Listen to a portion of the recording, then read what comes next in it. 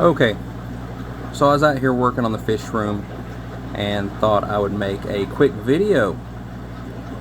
Let's look at how to breed Neolamprologus multifasciatus, or the multi-shell dweller. So as you can see here, there's some fry, not quite in focus there in the middle.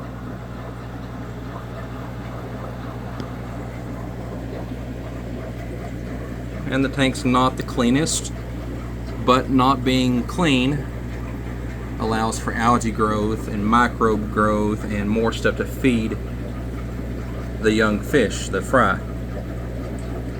That's not necessarily necessary for this type of fish, but it definitely doesn't hurt.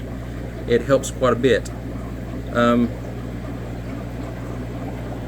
Because let's see if I can zoom in here to give you an idea of how small the fry are.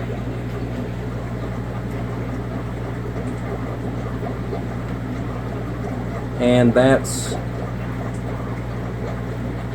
still, you know, it's not a newly hatched fry. That's been around a while. You can see how large it is compared to like the grains of sand there on that shell.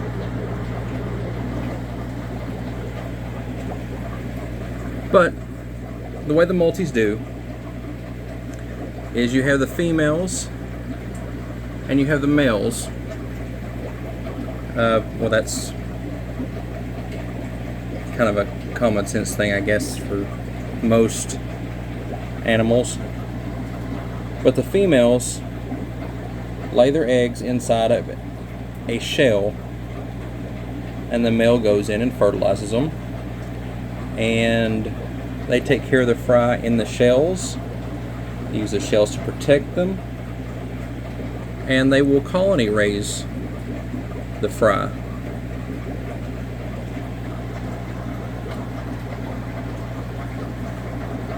And if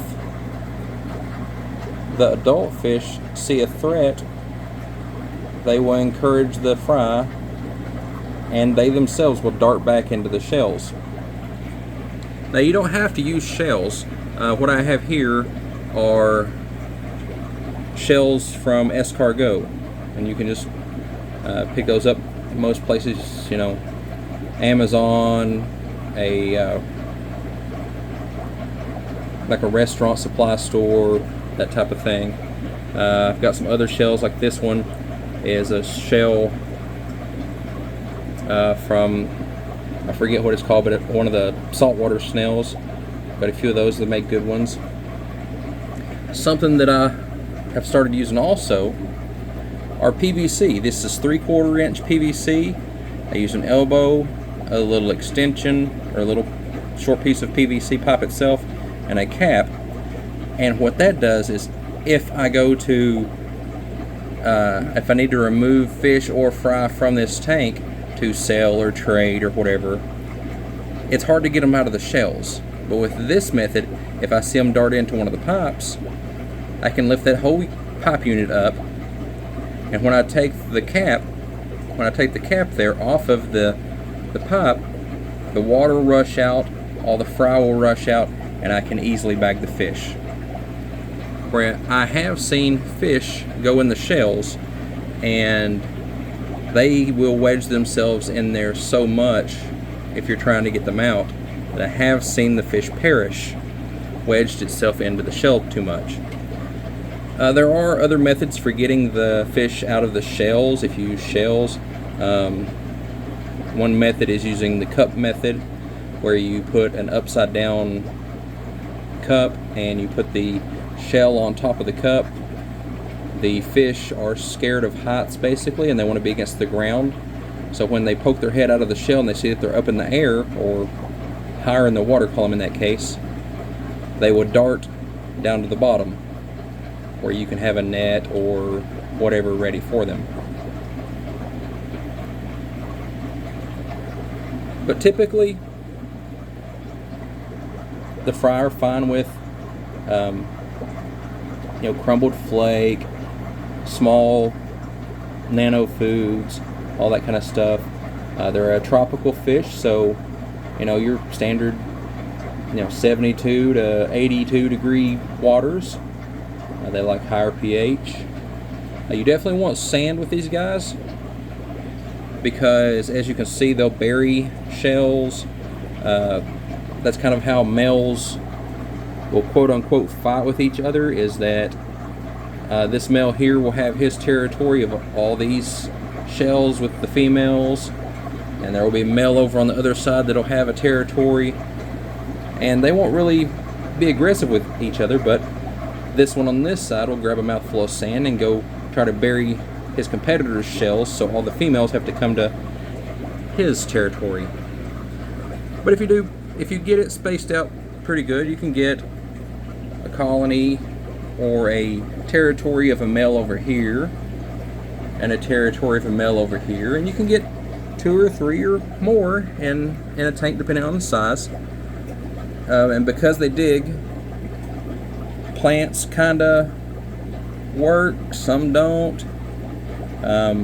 I usually use something that is either floating, or just the roots are in the tank, or is tied to a rock or something.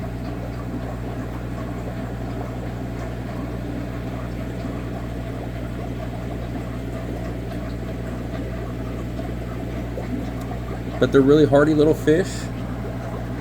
They're fun to watch. They've got a neat little personality, even when they're itty bitty like that. It's the world's smallest cichlid, Neolamprologus multifasciatus. So if you like this idea of showing how to breed a specific fish, let me know. What fish should I look at next? These guys, you don't have to do anything special. Put a male and a female in some water, tropical temperatures, and give them some shells or PVC or something for them to hide in, and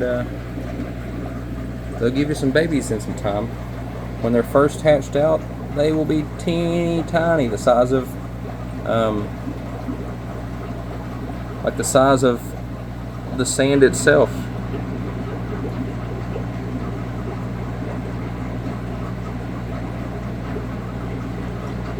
But they're super cool to watch.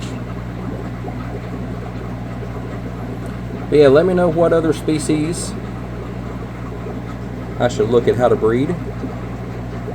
And if you've ever kept multis, how was your experience?